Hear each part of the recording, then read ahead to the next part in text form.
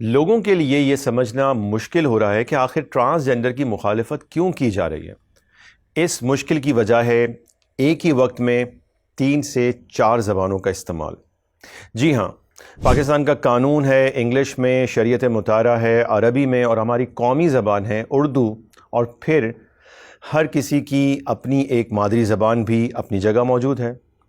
خواجہ سرا، ہیجڑا، خسرا، مورد، خنسا اور ٹرانسجینڈر سننے کے بعد ہم سب کے دماغوں میں شاید ایک ہی تصویر ابھرتی ہے، اور وہ ایسی ہوتی ہے۔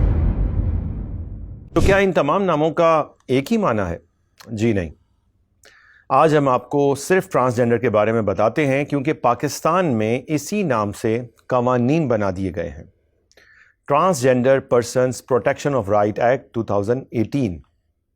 واضح رہے کہ قدرتی طور پر جنسی نقص کے ساتھ پیدا ہونے والے یعنی انٹرسیکس، جن کو عربی میں خنسا کہتے ہیں، اور جو اصل تحفظ کے حقدار ہیں، وہ ہرگز ٹرانسجینڈر میں شامل نہیں ہوتے۔ ہماری انٹرسیکس کی تعریف والی ویڈیو میں آپ کو ایسے لوگوں کے بارے میں میڈیکل اور شریعت کی روشنی میں تمام جوابات مل جائیں گے۔ آئیے یہاں جانتے ہیں کہ ٹرانسجینڈر آخر کہتے کسے ہیں۔ سب سے پہلے لفظ ٹرانسجینڈر کے لٹرل میننگ یعنی لغوی معنی کو دیکھتے ہیں۔ ٹرانس انگریزی زبان کا سابقہ یعنی پریفکس ہے، اور کئی الفاظ میں استعمال ہوتا ہے، جیسے ٹرانس کے معنی چینج کرنا یا تبدیل کرنا ہے، ٹرانسپورٹ یعنی جگہ بدل کر ایک سے دوسری جگہ منتقل کرنا، اسی طرح ٹرانسلیٹ، ٹرانسفر اور ٹرانزیکشن۔ جنس اور صنف کو انگلش میں جینڈر کہتے ہیں، تو ٹرانسجینڈر کا مطلب ہوا ایک جنس سے دوسری جنس میں تبدیل کیا گیا۔ ٹرانسجینڈر کی تعریف ہم خود نہیں کر سکتے، کیونکہ یہ انگلش کا لفظ ہے اور ایک جدید نئی اصطلاح ہے۔ تعریف صرف وہی مانی جائے گی جو خود ٹرم یعنی اصطلاح بنانے والوں نے بیان کی ہے۔ سب سے پہلے 1965 میں ایک ماہر نفسیات جان ایف اولیون نے اپنی تحقیق سیکشول ہائیجین اینڈ پیتھولوجی میں ٹرانسجینڈر کی اصطلاح استعمال کی۔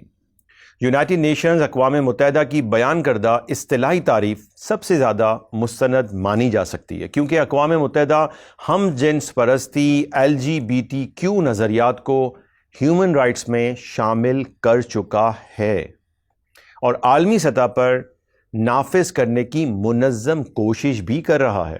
اقوام متحدہ کی بیان کردہ تعریف کے مطابق کسی فرد کا اپنی جنس صنف سے متعلق ذاتی تجربہ اس فرد کی جنسی شناخت کہلاتا ہے۔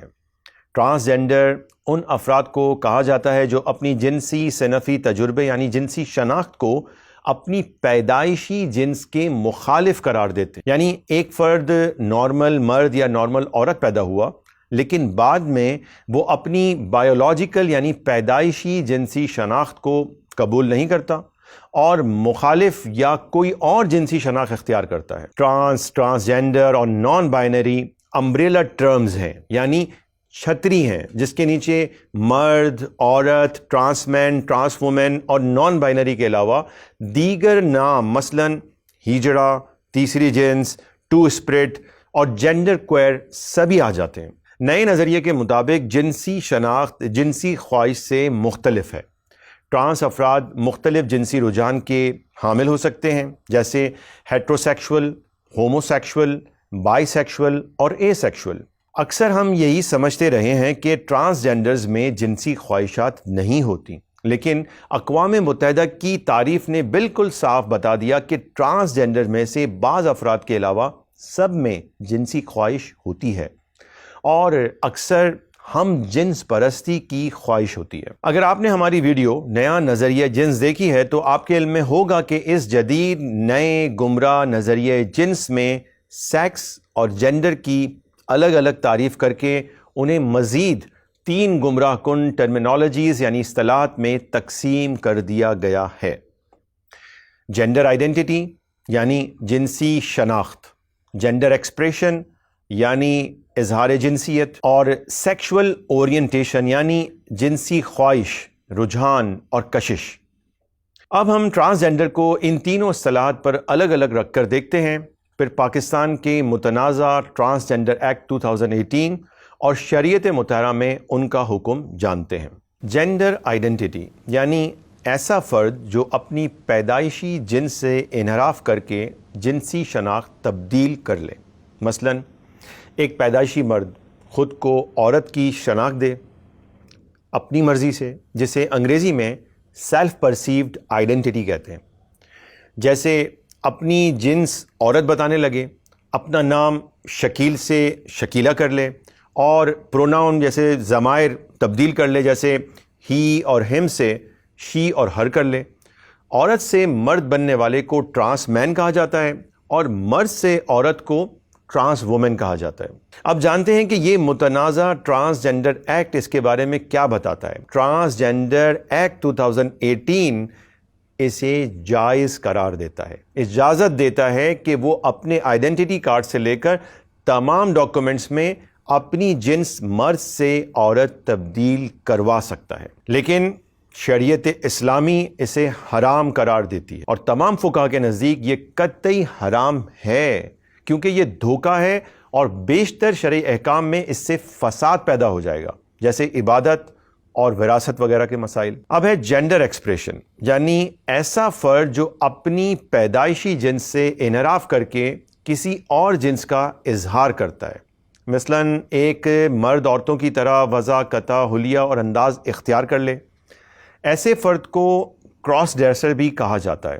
ٹرانسجینڈر ایکٹ اسے بھی جائز کہتا ہے، اجازت دیتا ہے کہ وہ اپنی پیدائشی جنس سے انحراف کر کے اپنی پسند کی وضع، قطع، حلیہ اور انداز اختیار کر سکتا ہے، جبکہ شریعت اسلامی میں یہ سب حرام ہے. تمام فقہا کے نزدیک مخالف جنس سے مشابہت اختیار کرنا سخت حرام ہے. اللہ کے نبی صلی اللہ علیہ وسلم نے ایسے مردوں پر لعنت فرمائی جو عورتوں کی مشابہت کرتے ہیں، اور ایسی عورتوں پر جو مردوں کی مشابہت اختیار کرتی ہیں. کچھ ایسے افراد بھی ہوتے ہیں جو اپنی پیدائشی جنس کو میڈیکل یعنی طبی طریقوں سے تبدیل کرواتے ہیں، اسے سیکس افرمنگ سروسز کہا جاتا ہے. اکثر لوگ ہارمون تھراپی بھی کرواتے ہیں، اور بعض باقاعدہ سرجری کروا لیتے ہیں، انہیں ٹرانس سیکشول کہا جاتا ہے.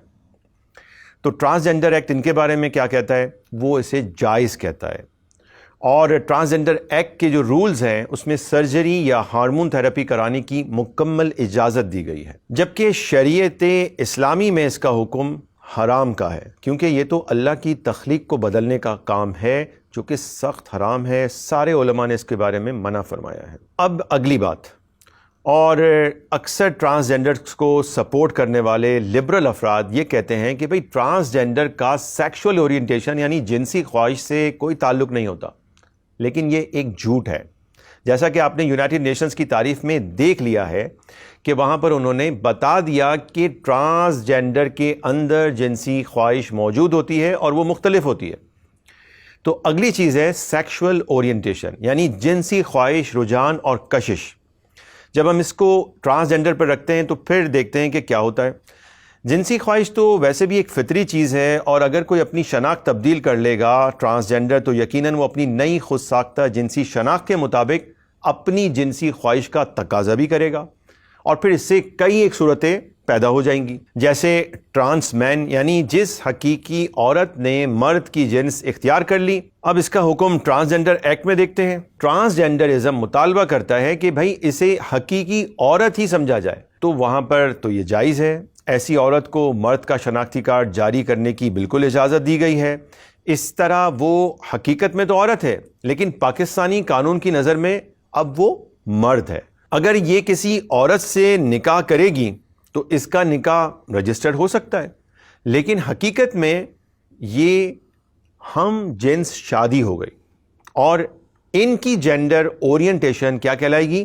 اسے کہتے ہیں لیسبین. یہی صورتحال اس ایکٹ میں موجود خامیوں میں سے ایک بڑی خامی ہے. اگرچہ ایکٹ میں واضح طور پر نکاح کی اجازت نہیں لکھی گئی ہے، لیکن ہمارے معاشرے میں نکاح خواہ کے سامنے اکثر عورت نہیں ہوتی، بلکہ عورت کا شناختی کارڈ پیش کیا جاتا ہے. اسی لیے یہاں پر امکان موجود ہے کہ اگر حقیقی عورت کے شناختی کارڈ میں مرد لکھا ہو تو نکاح خواہ نکاح رجسٹر کر دے گا، اور ایسا 2020 میں ہوا، جیسے BBC نے رپورٹ کیا ہے. شریعت اسلامی میں عورت سے عورت کا جنسی تعلق حرام، قابل سزا جرم ہے.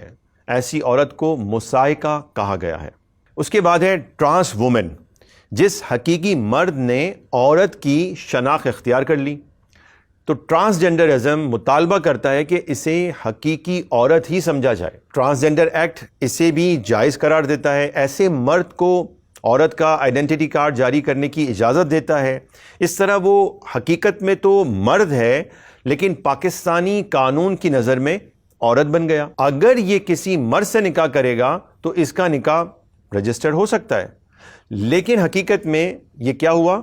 ہم جنس شادی ہو گئی، اور ان کی جینڈر اورینٹیشن کہلائے گی گے۔ شریعت اسلامی میں مرد سے مرد کا جنسی تعلق سخت حرام، قابل سزا جرم ہے، اور ایسے مرد کو لوطی کہا جاتا ہے۔ اب دیکھیے ایک اور مصیبت سامنے آتی ہے۔ اگر ٹرانس مین اور ٹرانس وومن کو متنازع ٹرانسجنڈر ایکٹ کے مطابق مرد اور عورت تسلیم کر لیا جاتا ہے، اور وہ اپنا شناختی کارڈ، آئیڈینٹی کارڈ پر لکھی جنسی شناخت کے مخالف سے شادی کرتے ہیں، تو ہو جائے گی ہم جنس شادی۔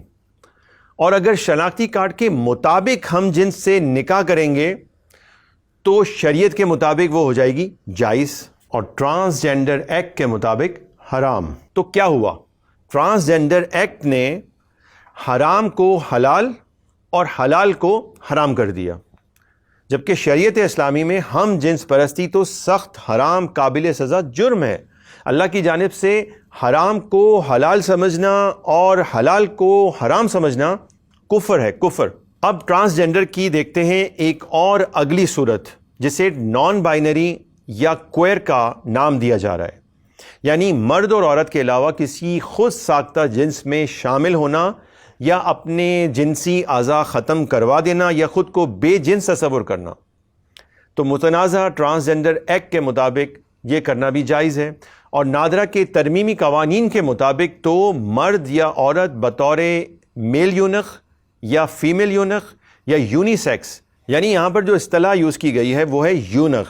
یونخ کہتے ہیں پیدائشی طور پر نارمل مرد جسے بعد میں آختہ یعنی کاسٹریشن کر کے نامرد کر دیا گیا ہو۔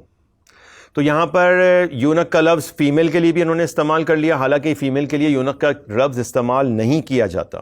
اور پھر تیسرا نام یہاں پہ یوز کیا، یونی سیکس۔ تو یہ بتا رہے ہیں کہ تینوں میں سے کوئی ایک بھی شناخت لے لی جائے گی تو اسے تیسری جنس کہا جا رہا ہے، اور اس جنس کے آگے لکھا جا رہا ہے ایکس، یعنی مرد کے لیے تو ایم لکھتے ہیں، عورت کے لیے ایف لکھتے ہیں، تو یہاں پر ایکس لکھا جا رہا ہے۔ اب جبکہ شریعت میں دیکھیں تو بلا عذر کاسٹریشن یعنی آختہ کروانا، نامرد ہونا، اپنے ریپروڈکٹیو آرگنز یعنی تولیدی اعضاء نکلوانا سخت حرام کام ہے۔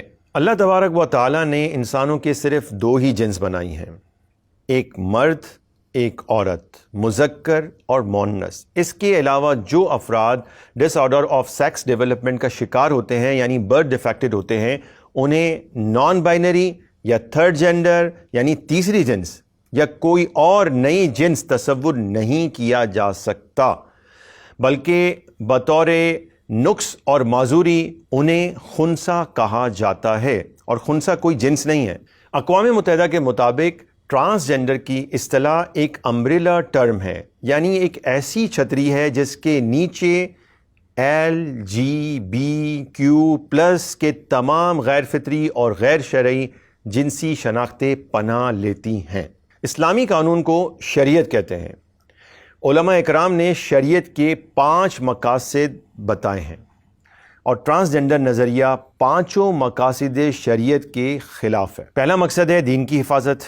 تو آپ نے دیکھ لیا کہ اللہ کے احکام کی کھلی خلاف ورزی کی وجہ سے دین اور ایمان سے یہ نظریہ متصادم ہے۔ دوسرا مقصد ہے جان کی حفاظت۔ جنس تبدیل کرنے یا ہم جنس پرستی سے بے شمار جسمانی عوارض اور بیماریاں پیدا ہوتی ہیں، تو یہ اس سے بھی متصادم ہے۔ تیسرا مقصد ہے مال کی حفاظت۔